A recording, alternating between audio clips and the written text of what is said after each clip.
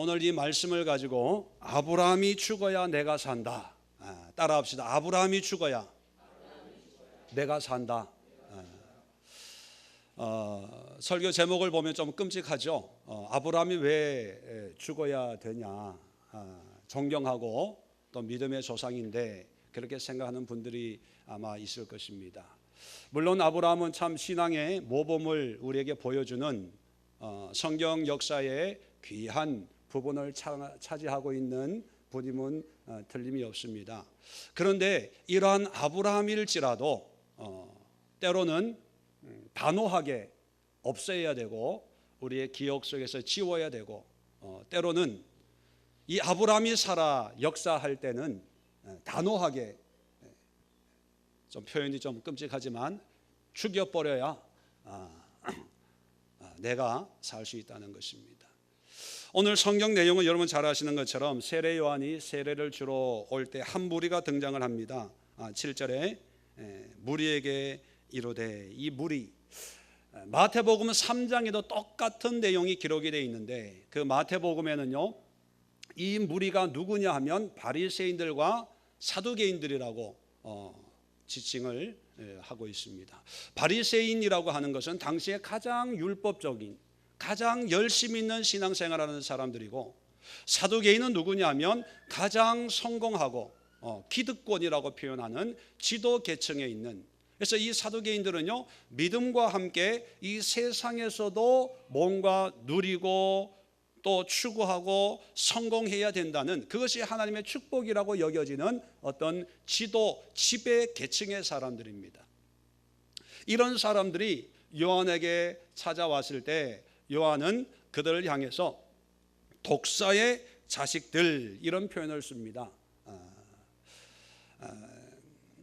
성경에서 뱀이라고 하는 것은 그렇게 좋은 이미지를 가지고 있지 않습니다. 마귀, 사단의 어떤 대명사로 뱀이 사용되고 있다면, 독사의 자식이라는 표현은 직설적으로 돌직구를 날리면 누구의 자식이라고요? 마귀, 사탄의 새끼들이라는 의미를 가지고 있습니다. 아니, 가장 열심히 신앙생활을 하고 있고 율법으로 흠이 없는 그런 사람들을 향해서, 그리고 가장 성공하고 부유하고 권세와 권력을 양손에 들고 있는 이 사람들을 향해서 마귀의 새끼들, 이렇게 지칭을 하고 있다는 것입니다. 이런 지칭은요 요한만 한 게 아니고 예수님께서도 바리새인들을 향해서 독사의 자식들아, 회칠한 무덤들아, 이런 표현을 예수님께서도 사용하셨습니다. 그렇다면 우리는 신앙이 좋다는 것을 한 번쯤 되돌아볼 필요가 있다는 것입니다. 열심이라고 하는 것 한 번쯤 되돌아볼 필요가 있다는 것입니다.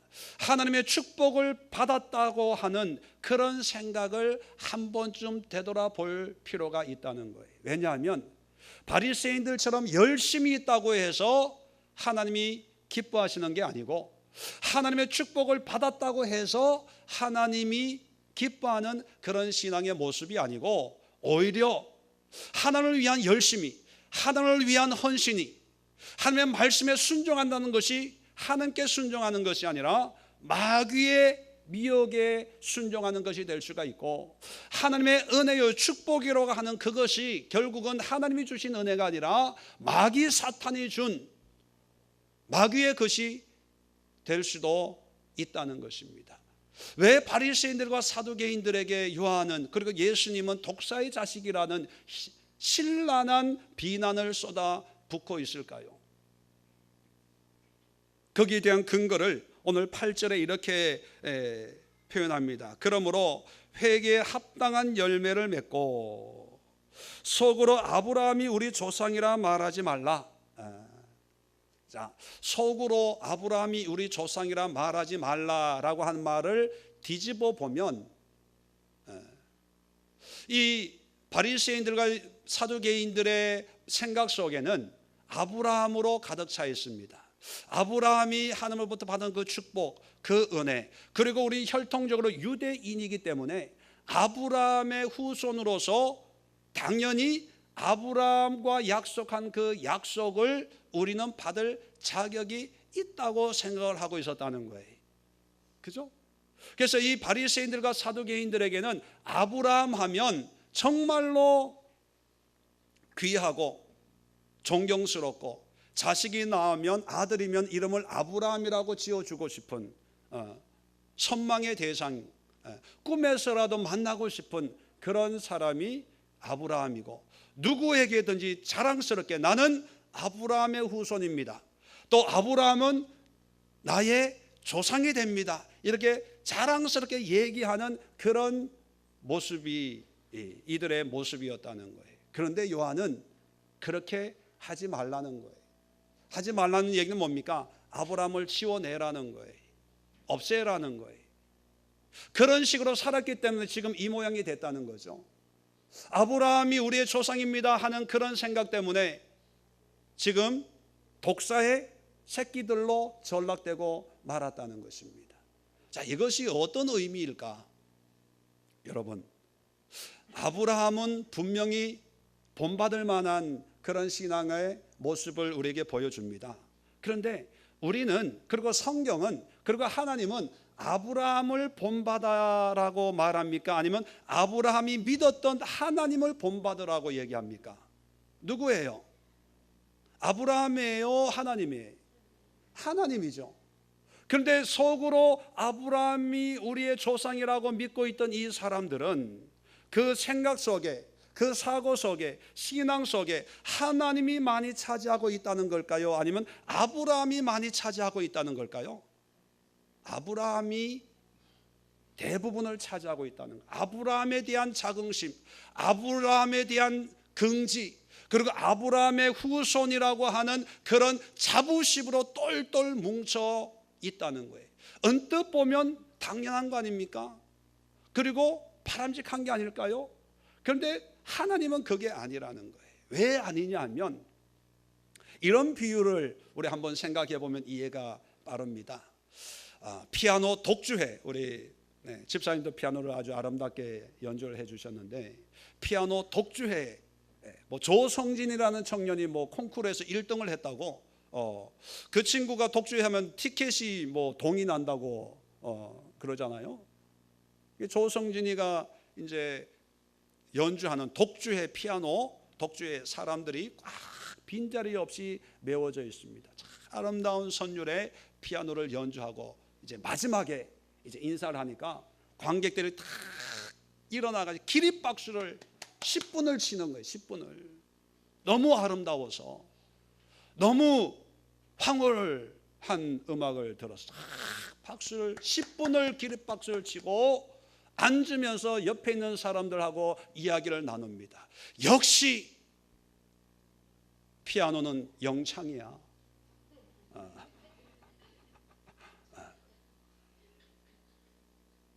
박수가 피아노한테 간 거예요. 역시 영창. 여러분, 광고하려고 하는 게 아닙니다. 간접 광고가 아니니까, PPL이 아니니까.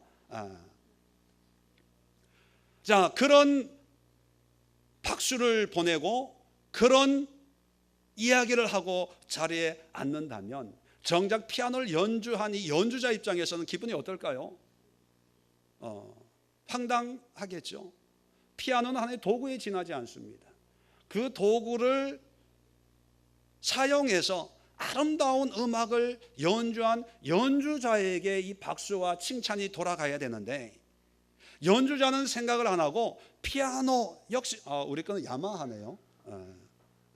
역시 피아노는 그래 국산이 좋아. 영창이에요, 영창. 뭐 또 뭐가 있나요? 삼익.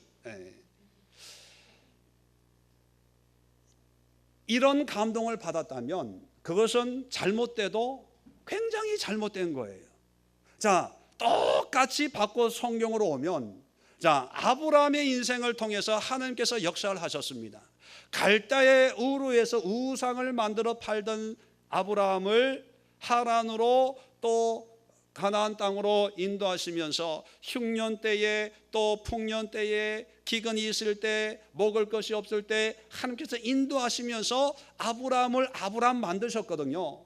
그런데 후대 사람들은 그런 아브라함을 보면서 박수를 쳐요. 치면서 무슨 생각을 하냐면 역시 신앙은 누구야? 아브라함이야. 아브라함이 우리의 조상이야. 우리는 아브라함의 후손이야. 그럴 때 그 아브라함을 사용해서 아브라함의 인생을 연주하신 그 연주자 되시는 하나님 입장에서 볼 때는 어떨까요? 황당한 거죠. 이것들이 뭐 하는 거야 이게. 그러면서 그 아브라함을 존경하고 아브라함이 대단한 줄 알고 그 아브라함의 말 한마디, 아브라함의 삶, 아브라함이 행한 행동, 아브라함이 이삭을 갖다 바친 것처럼 자기 아들도 진짜는 하지만 폼으로라도 한번 상박산에 올라가서 주여 이 아들을 받아 주시옵소서. 기도원에 가서 첫 것은 주님의 것이오니 받아 주옵소서. 진짜 드리는 건 아니지만 아브라함처럼 본받아서 아브라함에게 감동받아서 그런 척하면서 역시 아브라함은 하나님의 종이야. 아브라함에게 주신 그 은혜와 축복이 이러한 아브라함을 믿고 아브라함처럼 사는 나에게 임할 거야. 이런 생각을 가지고 살았더니만 수천 년이 지난 뒤에 그들이 어떤 모습이냐? 바리새인이 되고 그런 모습이 사두개인이 되었다는 거예요. 그러면서 신앙에 열심을 내는 거예요. 열심을. 율법에 하나도 어기지 않고 철저하게 율법을 지키면서 사람들에게 존경을 한 몸에 받습니다. 반대로 또 아브라함의 축복이 나에게 임한 거야 하면서 성공하고 회사 시험만 보면 합격하고요, 장관이 되고 차관이 되고 대통령이 되고 국회의원이 되면서 하나님의 축복이 아브라함에게 입했던 그 축복이 나에게 임한 거야 이러면서 하나님을 얘기하는 그런 사람들이 사두개인이었는데, 정작 하나님의 눈에는 독사의 자식들밖에 되지 않는다는 거예요. 충격 아닙니까? 그런데 불행하게도요, 성경에 나와 있는 바리새인들과 사두개인들의 신앙만 이런 것이 아니라 오늘날 우리들 사이에는 없을까요?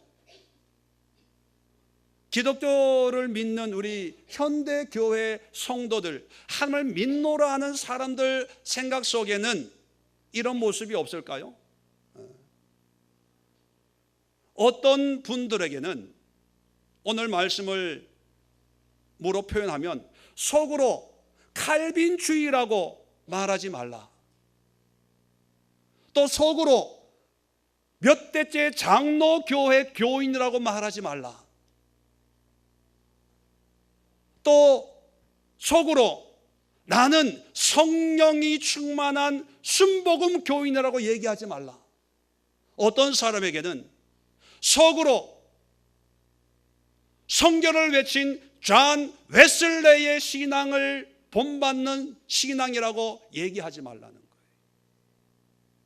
또 현실적으로는 속으로 나는 이 교회 몇 대째 섬기는 믿음의 가정의 후손이다 이렇게 얘기하지 말라는 거예요. 또 속으로 나는 집사요, 장로요, 권사요, 목사라 이런 얘기를 하지 말라는 거예요. 하지 말래요. 왜 하지 말라고 그런 걸까요?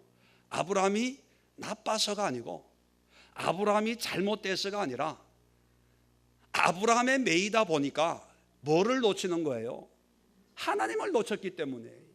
모세가 귀하죠. 그리고 모세를 통해서 주신 그 율법이 얼마나 의미 있습니까? 그런데 바리새인이 되었던 것은 뭐예요?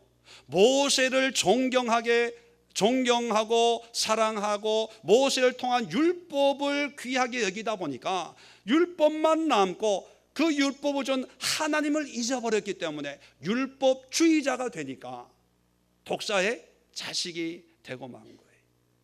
오늘날 어떤 분들은요, 교회가 전부인 줄 알아요. 속으로 나는 어떤 교회의 교인이다 라고 하지 말래요. 왜 그럴까요? 교회가 잘못돼서 그렇습니까? 교회는 귀한 거죠. 그런데 교회를 섬기다 보니까 뭐를 잃어버려요? 하나님을 잃어버려요. 그랬을 때 아무리 교회에 열심을 내고 새벽기도, 철야기도, 봉사를 다 도마타에도요, 하나님 보시기엔 독사의 자식이에요. 어떤 사람들에게는요, 속으로 아무개 담임 목사님의 말씀을 듣는 교인이라 하지 말라, 이런 말씀이 적용이 될 수 있어요. 왜냐하면 어떤 교인들에게는요, 섬기는 담임 목사님이 너무 귀하거든요. 우리 교인들처럼. 네? 웃는 의도가 궁금합니다. 담임 목사님 말씀에 순종하고 담임 목사님이 절대적이고 담임 목사님만 보면 예수님 보는 것 같은 거예요. 이게 담임 목사님이 실제로요, 제가 미국에서 사역할 때, 부목사로 사역할 때 담임 목사님이 수요 예배, 금요 예배 인도하시면요, 제일 앞에 앉아요. 그런데 교역자인 저도 모르는 담임 목사님 출타면요, 어떻게 그 정보를 알았던지 안 보여. 신기하더라고요. 사무실도 모르는 담임 목사님 스케줄을 미리 알고, 이번 주는 목사님 한국 가셨대. 그 주는 쉬어요. 목사님 오시면 이제 또 앞에서 아멘 아멘 하시고. 그럴 때 오늘 성경은 뭐라고 얘기하냐면요, 그 담임 목사를 죽여라. 별로 아멘이 안 나오시네. 네. 교회가 우상이면 그 교회를 어떻게 해야 됩니까? 교회를 죽이라는 말은 없으니까 교회를 무너뜨려라. 무너뜨려라. 교회가 무너져야 그 사람이 사는 거예요. 담임 목사가 그 안에서 죽어버려야 그 영혼이 사는 거예요. 칼빈이 죽어야 돼요. 웨슬레가 죽어야 돼요. 때로는요, 다윗이 죽어야 될 사람들이 있어요. 때로는요, 바울이 죽어야 될 사람들이 있어요. 때로는요, 기도 많이 하는 기도 원장이 죽어야 될 사람이 있어요. 어떤 사람은요, 기도 많이 하는 권사님이 죽어야 돼요. 권사님. 왜냐하면 뭐만 하면 권사님하고 상담하고 권사님 기도받고, 이 권사님이 이랬대, 권사님이 저랬대. 그럴 때는요, 그 권사가 죽어야 돼. 실질적으로 죽는 게 아니고, 오해하지 마세요, 내 마음에서, 내 생각에서 철저하게 깨뜨려져야 됩니다. 지금 이 바리새인들과 사두개인들에게 독사의 자식이라고 신랄한 비난을 퍼붓는 것은, 그 속에 아브라함의 자손이라고 하는, 아브라함이 우리의 조상이고 우리는 그의 후손이라고 하는 그 의식이 독사의 자식으로 만들어 버렸다는 거예요. 왜 이런 결과가 있을까요? 왜 아브라함이 우리 속에 살아 역사하면 우리는 독사의 자식이 될 수밖에 없냐? 세 가지 이유가 있습니다. 첫 번째 이유는요, 그런 신앙은요, 이론적인 신앙이 되고 맙니다. 이론. 아브라함에 대해서 철저하게 연구하고 공부하고, 아브라함에 대해서는요, 말 한마디, 행동 하나, 몇 년도에 태어났고 언제 무슨 일을 했고 무슨 일을 했고 무슨 일을 했고, 아브라함이 뭐 어떻게 모리아 산에서 이삭을 드렸고 그 이삭을 드리는 과정, 그리고 그 결과 너무나 잘 알아요. 자, 아브라함에 대해서 박사학위를 몇 개를 가질 수 있는 그런 지식이 있는데, 그런데 문제는 뭐냐면요, 아브라함에 대한 지식으로 끝나지 그것이 나에게 아무런 영향을 못 준다는 거예요. 그런 말씀이 오늘 8절에 있습니다. 회개에 합당한 열매를 맺고. 자, 바리새인과 사두개인들은 회개에 대해서 알았을까요? 몰랐을까요? 알았죠. 너무나 잘 알고 있는 사람들입니다. 박사 학위를 소지하고 있는 사람들이랑 똑같으니까 회개하면 왜 해야 되고 원리가 뭐고 어떻게 하고, 특별히 아브라함에 대해서 너무나 잘 알고 있는 사람들인데, 문제는 뭐냐면 아브라함은 그렇게 해서 하나님의 은혜와 축복을 받았지만 아브라함의 후손들은 아브라함의 후손이기 때문에 복을 받습니까? 아니죠. 아브라함처럼 살 때, 아브라함처럼 삶에 합당한 열매를 삶 속에서 맺힐 때 아브라함을 축복하신 것처럼 우리도 축복하는 것이 하나님의 뜻이지 않습니까? 그런데 회개에 대해서는 알고 있지만 합당한 열매가 없는 거예요. 아브라함에 대해서는 지식은 있지만 그 지식에 합당한 열매가 없는 거예요. 열매가 없다는 것은요, 이론적인 신앙, 신학적인 신앙밖에 되지 않는다는 거예요. 말하라고 하면 잘해요. 특별히 아브라함의 생애에 대해서 얘기하려면요, 처음부터 끝까지 밤이 새도록 침이 튀기면서 얘기할 수 있습니다. 그걸로 끝. 아브라함에 대해서 알고 있는 것이 마치 신앙의 좋고 나쁨을 판단하는 줄로 압니다. 남들이 모르는 아브라함에 대해서 알고 있다는 것이 다른 사람들보다 내가 더 신앙이 좋다고 자만하게 되는 거죠. 자, 이런 이론적인 신앙이 가져오는 비극이 뭐냐면요, 현장을 잃어버린 이론은 잔인해집니다. 우리가 탁상공론이라는 말을 많이 쓰죠. 탁상공론, 현장을 모르고 이론만 가질 때 현장에 있는 사람들은 힘들어진다는 거예요. 자, 공산주의 이론 좋을까요, 안 좋을까요? 굉장히 좋아요. 요즘 또 이 분배에 관해서는 공산주의 이론을 많이 수용하고 있지 않습니까? 그런데 왜 이 공산주의, 이 좋은 이론이 폭력과 살인과 전쟁과 파괴의 대명사가 됐습니까? 이론이 현장을 잃어버렸기 때문이에요. 아무리 좋은 이론도요, 현장 속에서 수정이 되고 적용이 되고 현장 속에서 그게 융화가 될 때 사람들에게 유익을 주는 거지, 이론을 강조하다 보니까 폭력적이 되는 거예요. 혁명을 일으키는 겁니다. 독재를 만들어 버리는 거예요. 신앙도 마찬가지입니다. 중세 기독교 역사를 보면 신학의 시대였어요. 그 당시는 철학은 신학의 시녀다, 이렇게 구호를 외칠 정도였습니다. 신학이 모든 정치, 경제, 사회, 문화, 음악, 예술을 지배하던 때였습니다. 그런데 그 신학의 시대에 가장 많은 피 흘림이 있었다는 거 여러분 아십니까? 히틀러가 유대인들 600만을 죽였다고 우리는 손가락질을 합니다. 그런데 여러분, 충격받지 마십시오. 교회가 유대인들을 1000만 넘게 죽였습니다. 십자군 전쟁부터 시작해서 엄청난 유대인들을 학살했습니다. 그 학살한 이유가 뭐냐면 신학 때문이에요. 이론 때문입니다. 예수를 죽인 민족이라는 거예요. 종교개혁을 500년 전에 했습니다. 종교개혁자들이요, 충격받지 마십시오. 마녀 사냥이라는 이름으로 엄청난 이단으로 정죄하고 피를 흘렸습니다. 왜요? 종교개혁의 이론, 신학을 가지고요. 이론적인 신앙은요, 잔인해집니다. 이론적인 신앙은요, 무자비해집니다. 왜? 내가 알고 있는 것이 전부라고 생각하거든요.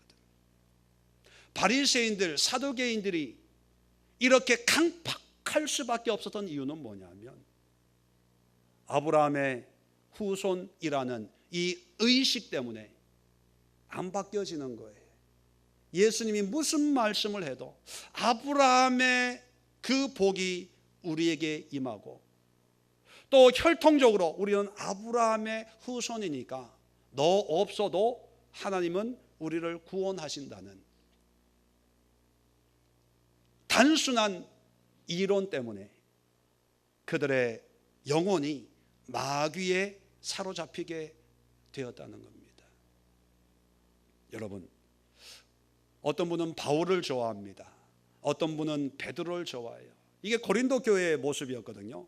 어떤 분들은 아볼로를 좋아하고, 물론 존경할 만한 분을 존경하는 건 좋지만 조심해야 될 게 뭐냐면 그 존경이 하나의 이론으로 끝이 나서 하나님을 잃어버리고 예수님을 잃어버리고 하나의 사상, 어떤 주의, 어떤 신앙으로 굳어질 때 그것은 하나님의 뜻이 아닙니다.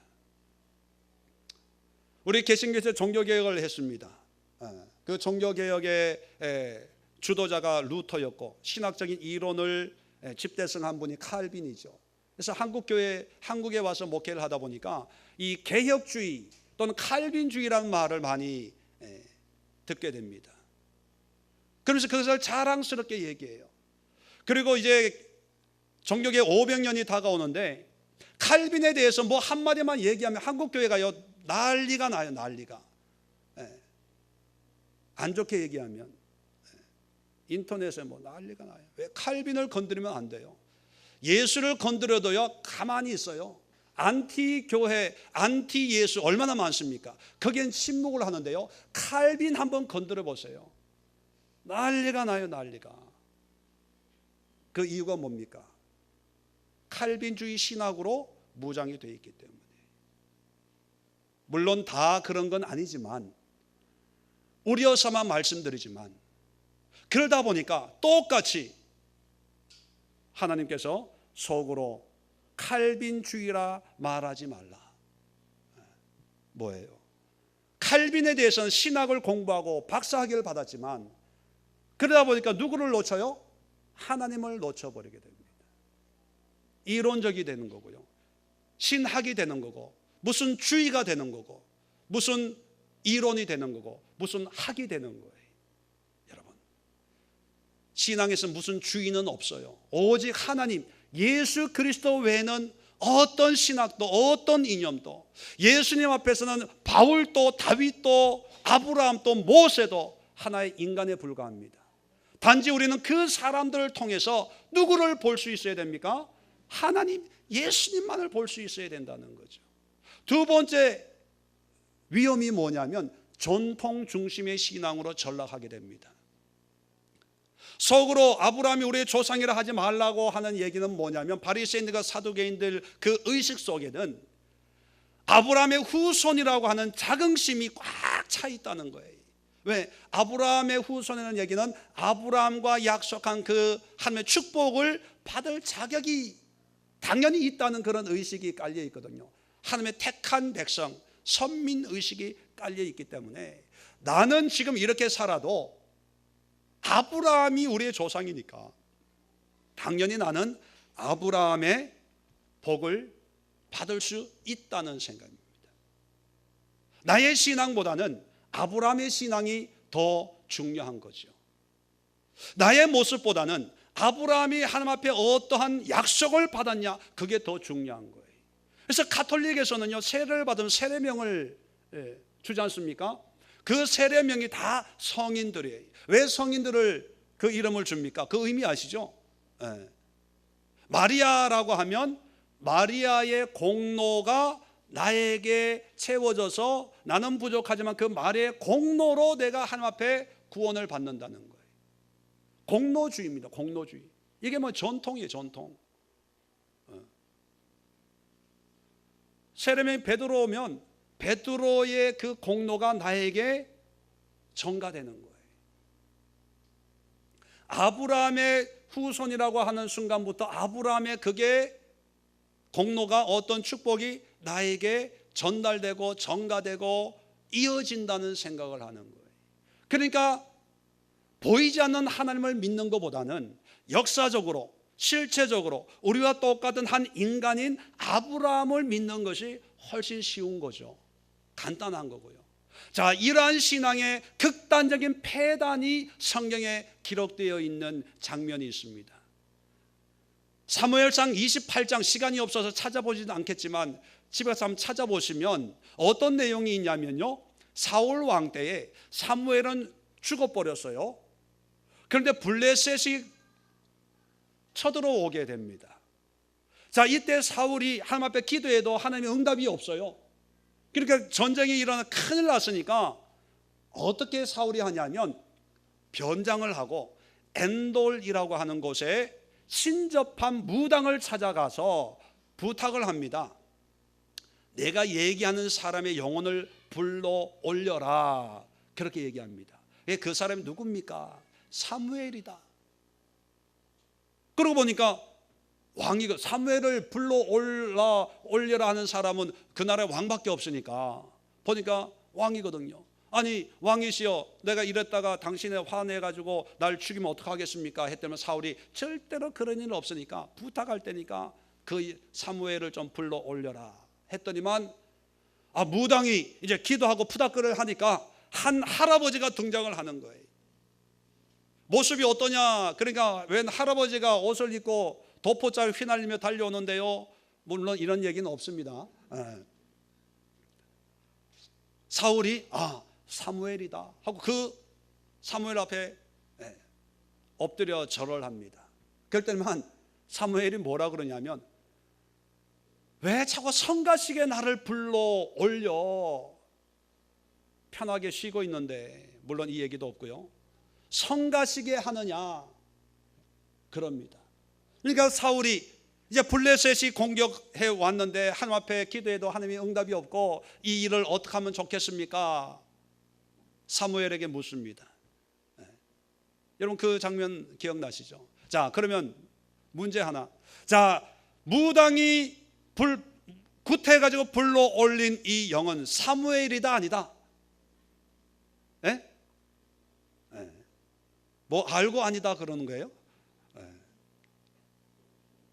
물론 하나님께서 죽은 영혼을 다시 살리기도 하고 뭐 할 수도 있죠.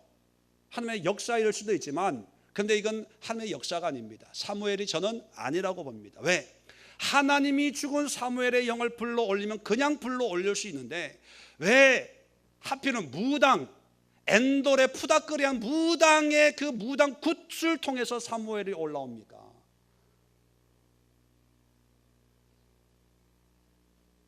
물론 성경에는 박수, 무당은 죽이라고 그랬거든요. 하나님 앞에 가증한 것이라고 그랬거든요.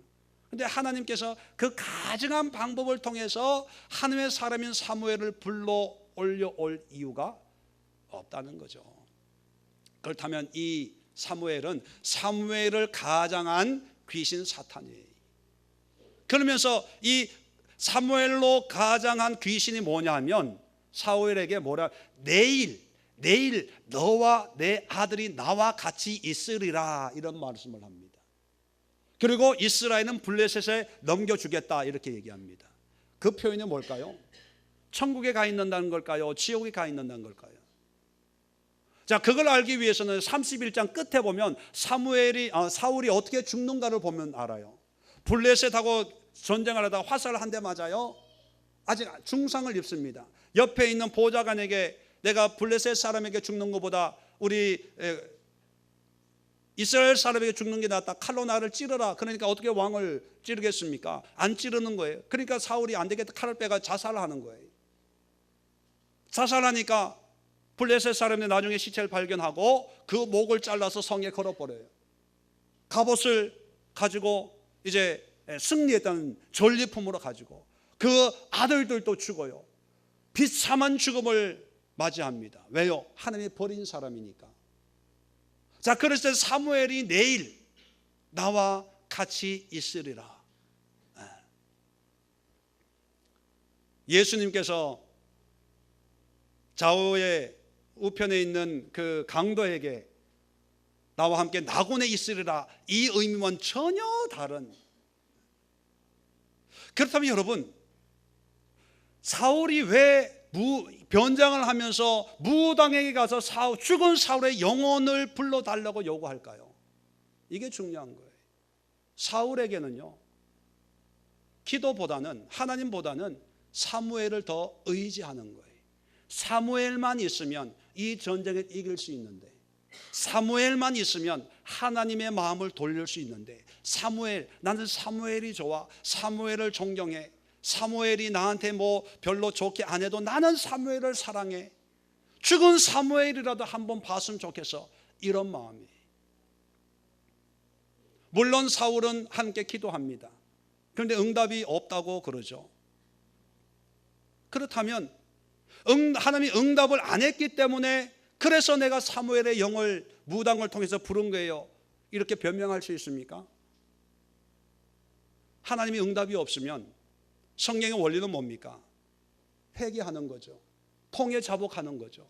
베옷을 입고 죄를 뒤집어 쓰면서 하나님이 버리시고 응답이 없는 그런 것을 마음에 담고 가슴을 찢으면서 눈물을, 회개를 하면서 하나님 앞에 매달리는 것이 하나님이 원하는 바가 아닐까요?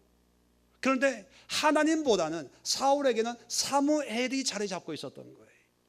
바리새인들과 사두개인들에게는 하나님보다는 아브라함이 자리 잡고 있었던 거예요.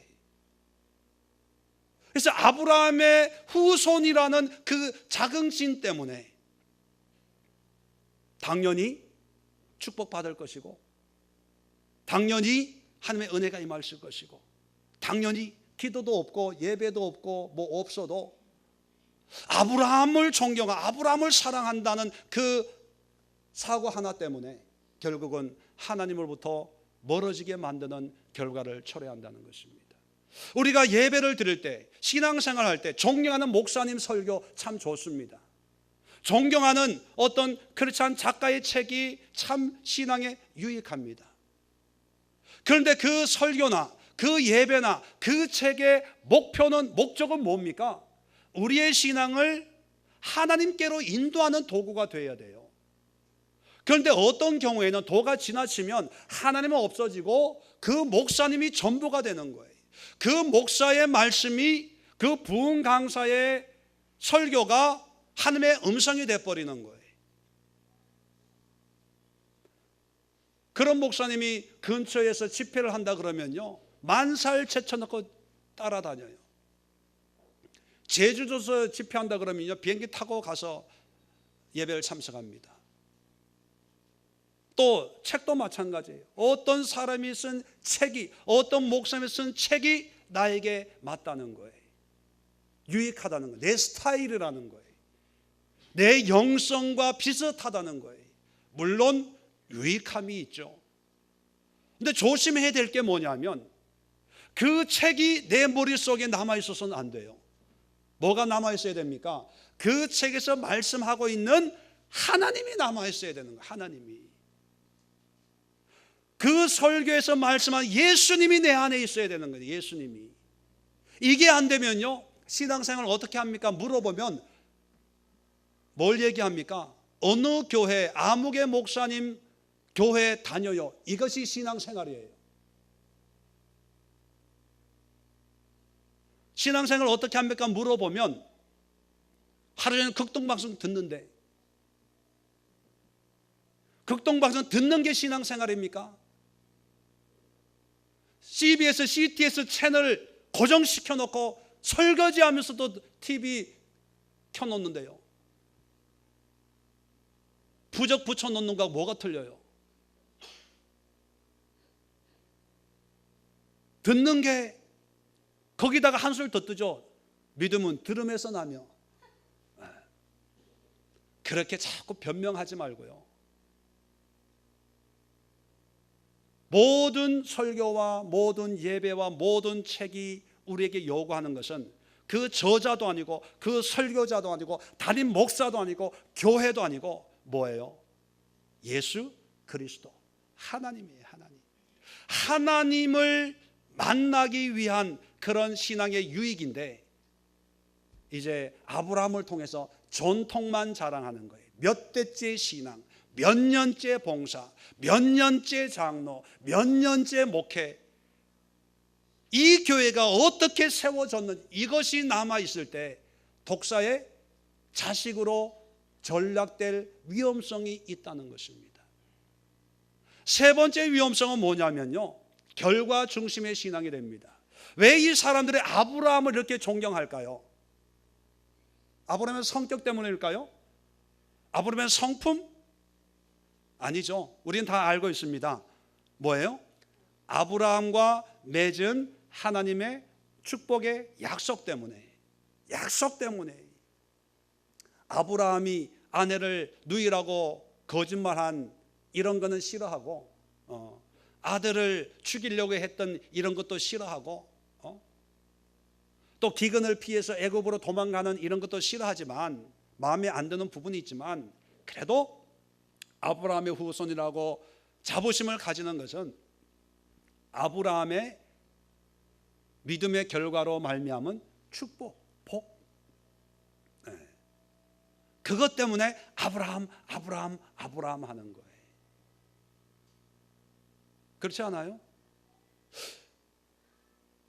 제가 미국에서 목회할 때, 저는 순복음 미국 하나님의 성에 속한 교회에서 쭉 이제 성장하고 자랐습니다. 그러다 보니까 한국에 있는 순복음 교회하고 좀 이게 교류가, 저희 교회가 큰 교회였거든요. 한 3,000명, 지금은 한 4,000명 정도 되는 이민 교회로는 큰 교회에서 이제 제가 쭉 한 교회에서만 쭉 자라서 이제 목사까지 됐는데, 한국에서 이제 순복음 교회 목사님들이 이렇게 부흥 강사로 올 때가 있었습니다. 근데 저는 한국에서 신앙생활 안 해가지고 그 잘 몰랐어요. 그런데 몇 해 이렇게 계속 이렇게 보다 보니까 재밌는 게 있는데, 그게 뭐냐면 순복음교회 목사님들의 설교나 이 말 스타일이요, 조영기 목사님 비슷하게 닮아가요. 믿습니까? 믿으시기 바랍니다. 하나님께서 하실 것입니다. 믿으시면 아멘 하시기 바랍니다. 이러면서 거의 비슷비슷한 그런 면들이 많더라고요. 참 재밌다. 그러면서 나중에 저도 목회하면서 생각을 해보니까 그분들이 조영기 목사님의 영향을 받아서 그 영성을 통해서 나도 이렇게 하나님 앞에 쓰임 받고자 하는 그런 간절함 때문에 자기도 모르게 아마 그렇게 바뀌어졌지 않았을까. 의도와는 달리 그 영이 임해서, 좋게 표현하면 그런데 또 한편으로 염려는 뭐냐면, 그렇게 존경하고 귀한 목사님으로 여기면서 마음으로 존경하다 보니까 자기도 그렇게 행동하고 그렇게 신앙하고 생활하고 그렇게 설교하고 그런 가르침을 하고 하다 보면서 흉내내고 하면서 머릿속에 무슨 의도인지는 직접 본인에게 물어보지 않았지만 제 생각으로는 이렇게 함으로써 조영기 목사님 같은 그런 능력, 그런 영성, 그런 목회를 하게 되지 않을까. 다시 말하면 조영기 목사님처럼 기도하고 조영기 목사님처럼 목회하면 조영기 목사님 같은 큰 목회를, 교회를 부흥시키는 그런 목회자가 되지 않을까라고 하는 그런 생각이 들어가 있지 않을까. 왜냐하면요, 목회를 해보니까 소위 말하는 목회 잘하는 분들을 연구하게 되고 본받게 되고 따르게 되더라고요. 그 이유가 뭐냐면요, 다른 게 없어요. 그분처럼 나도 목회에 성공하고 싶다는 그 이유밖에 없어요. 그분의 내적인 모습, 영적인 하나님과의 관계는 관심이 없습니다. 알 수도 없고, 단지 존경하는 것은 그분이 보여주는 삶의 모습, 그거를 기대하게 되고 사모하게 되다 보니까 그분을 사랑하게 되고 본받고 싶고 흉내내고 싶고 이렇게 되는 거죠. 근데 성경은요, 그렇게 얘기하지 않습니다.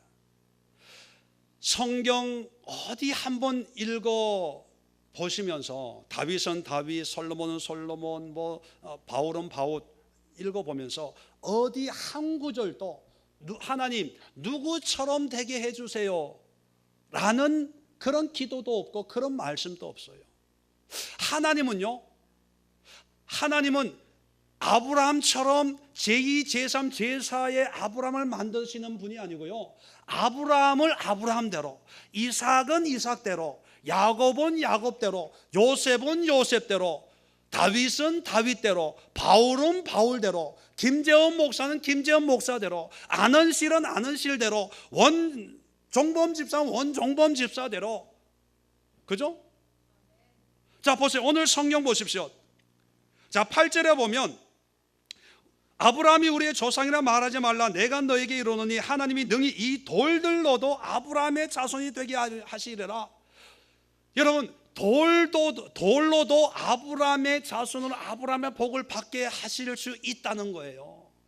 그 얘기는 뭐냐면 아브라함의 혈통이기 때문에, 아브라함의 자손이기 때문에 당연히 아브라함의 복을 받는 게 아니고, 아브라함과 전혀 관계없는 발에 차이는 돌멩이도 아브라함의 자손으로서의 아브라함의 복을 누리게 할 수 있다는 거예요. 이 얘기는 뭐냐면 전통 따지고 이론 따지고 신학 따지고 혈통 따진다고 되어지는 게 아니라 아브라함이 아브라함 될 수 있었던 이유는 하나님을 만났기 때문인 것처럼 한 사람 한 사람이 하나님을 만나면 그 한 사람 한 사람을 통해서 하나님은 아브라함과 전혀 상관이 없는, 아브라함은 아시지만 저는 김씨거든요.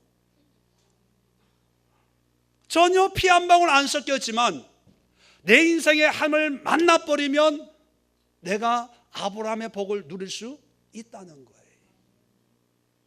그러니까 이 유대인들은요, 이 혈통의 자긍심을 가지고 있는 거예요. 혈통에.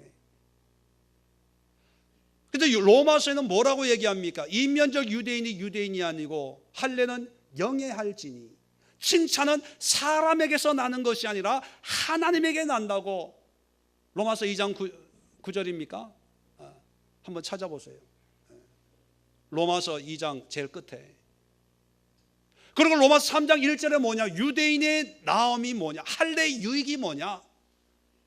하나님의 말씀을 받았음이니라. 말씀을 받았기 때문에 유익한 거예요. 그 말씀이 뭐예요? 언약의 말씀이. 아브라함이 아니에요. 다윗이 아니에요. 바울이 아닙니다. 여러분들에게도 하나님의 말씀을 받아버리면 여러분을 통해서 바울 같은 삶은 아니지만 여러분의 삶을 통해서 하나님이 또 역사하시는 거예요.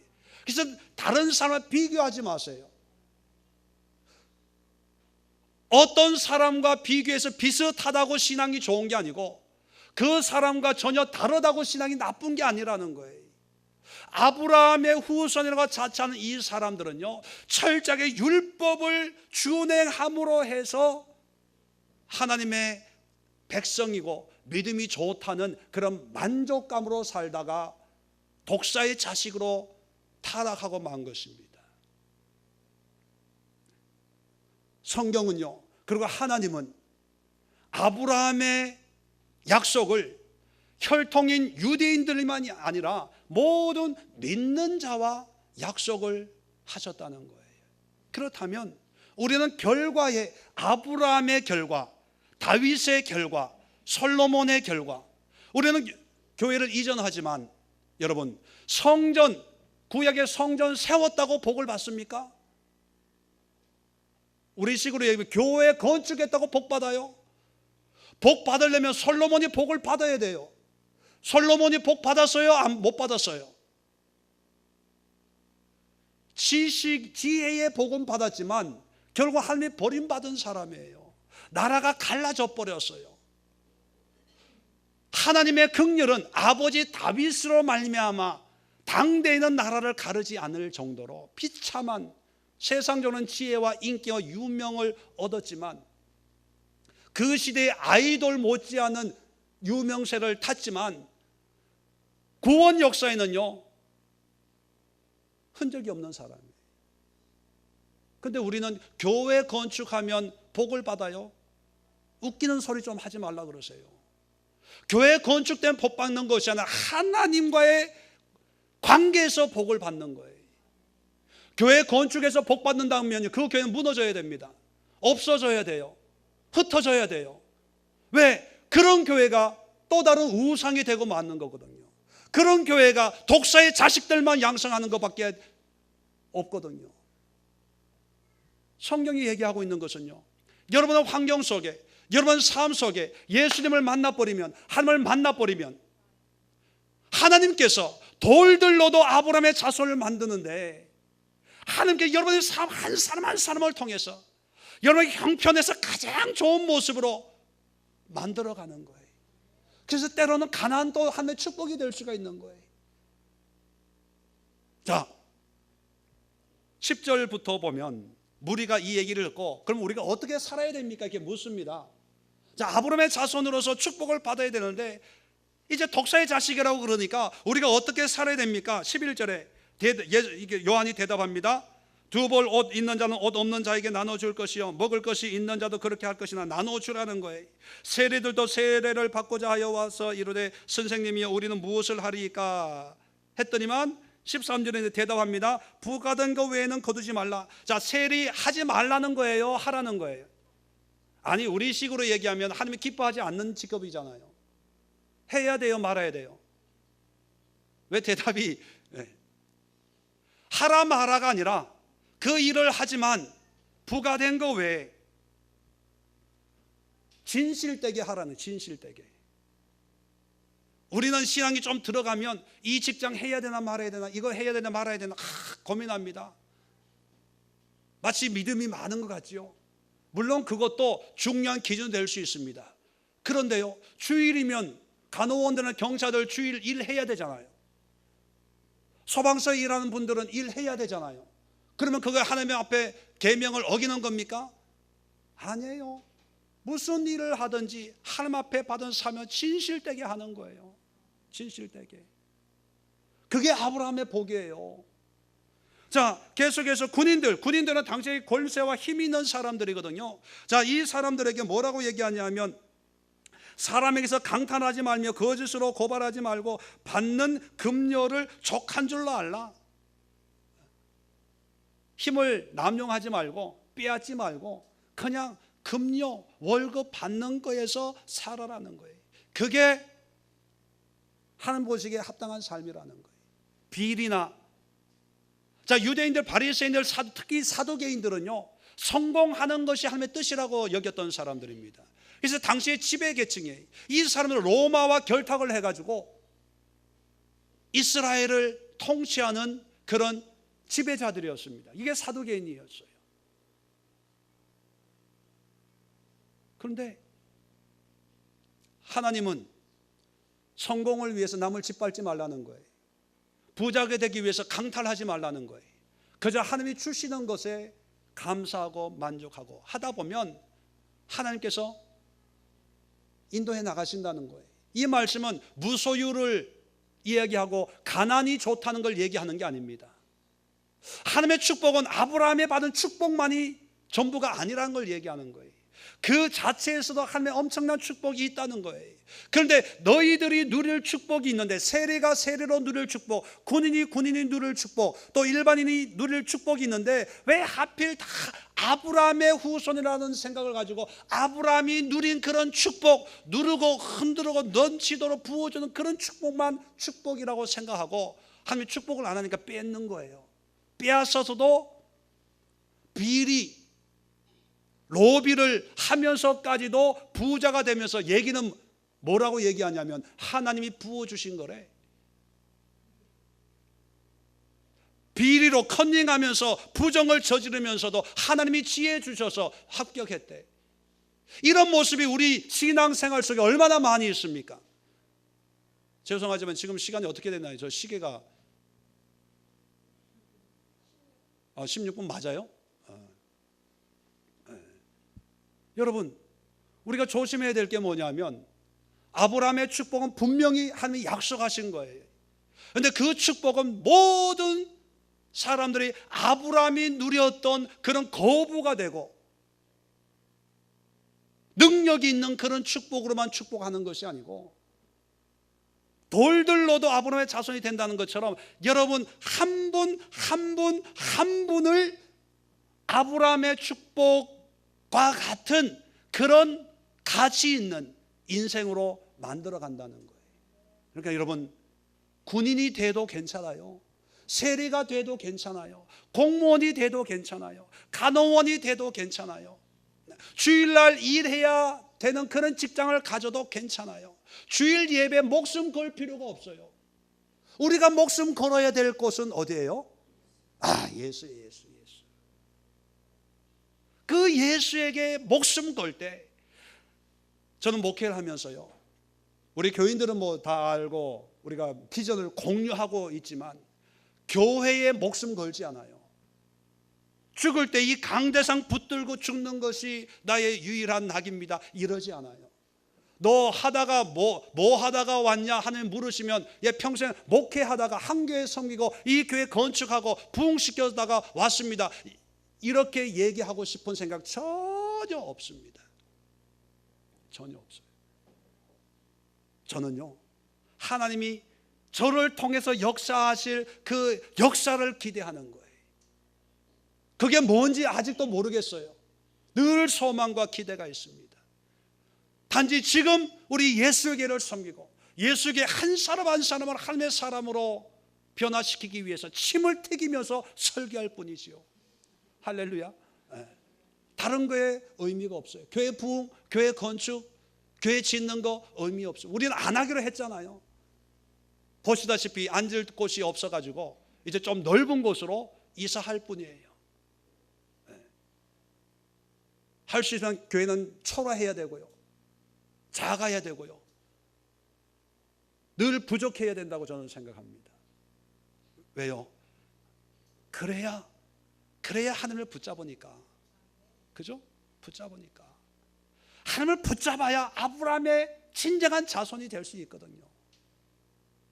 그런데 요즘에 우리의 신앙의 모습을 보면 하나님을 붙잡는 게 아니고요, 돈을 붙잡고 명예를 붙잡고 물질을 붙잡고, 뭐 물질이나 돈이나 똑같은데, 어떤 지위를 붙잡아요. 세상의 명예를 붙잡습니다. 물론 그게 다 나쁜 건 아닙니다. 하나님이 주시는 품복이면 귀하게 여겨야지요. 그런데 그걸 붙잡다 보니까 하나님을 놓쳐버려요. 그래서 여러분, 이런 표현을 한번 써보려고 합니다. 여러분, 물질을 잡더라도 절대로 두 손으로 잡지 마세요. 물질을 잡더라도 한 손으로 잡고, 그래도 한 손은 뭘 잡고 있어야 돼요? 예수님을 잡으세요. 예수님을. 마음 같아서는 두 손 다 예수님을 잡아라고 얘기하고 싶지만 얘기해도 안 될 것 같아서 안 될 거 뻔히 아는데 뭐 제가 얘기해봐야 입이 아프고, 그래도 물질은 또 있어야 되잖아요. 살아야 되니까. 그죠? 명예도 또 있어야 되니까 우리 아우라가 있잖아요. 그죠? 체면이 있잖아요. 그런데 절대로 두 손으로 잡지 마세요. 두 손으로. 아무리 좋은 것도요, 두 손으로 잡으면 안 돼요. 저 옷자락도요, 두 손은 절대로 잡지 마세요. 한 손은 목사님 잡고 한 손으로는 반드시. 왜? 사람이 항상 실망하거든요. 두 손을 잡았다가는요, 나중에 돌아서서 저보고 뭐라 그런지 아세요? 우리 알잖아요. 뒤통수 맞았대. 믿는 도끼에 발등 찍혔대. 사람은 다 그래요. 다 그래요. 우리가 붙잡을 분은 하나님이에요. 그래서 하나는 왜 여러분 속에 뭐 우상처럼 들어앉아 있는, 오늘 성경의 바리새인과 사두개인들에게는 아브라함이 우상처럼 들어앉아 있어요. 그러면 이들이 하나님의 사람이 되기 위해서, 하나님을 붙잡기 위해서는 아브라함이 어떻게 해야 됩니까? 아브라함이 죽어야 돼요. 어떤 사람에게는요, 바울이 우상처럼 선교하겠대. 선교 바울처럼. 그런데 그런 사람들 선교 나가면 안 돼요. 왜? 그 환상이 얼마 가지 않아 깨지거든요. 그 바울 같은 그런 선교 사역이 얼마나 힘든다는 것을 경험하면 세상과 타협하기 때문에 선교 가기 전에요, 반드시 바울이 그 속에서 죽어 없어져야 돼. 물에 빠진 사람 건질 때도 호적 할 때는 내버려 둬야 됩니다.